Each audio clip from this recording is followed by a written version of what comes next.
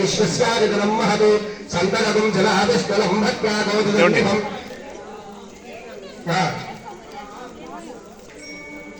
सर्वं प्रतिष्ठितं तस्य मध्ये महारक्तिर्विश्वाच्यर्विश्वरोगः सौक्यभुक्तमजन्दिष्टन्माहारविरक्तभिः प्रियगोर्धवनस्यायैरस्मयस्य सन्तता चन्दाविगतिस्वं देहमावाविनमस्तकः तस्य मध्ये मन्दिशिखानीयोर्भागमस्थिरः नीरदोषवट्कस्ता विद्युन्यगेमुभाश्वर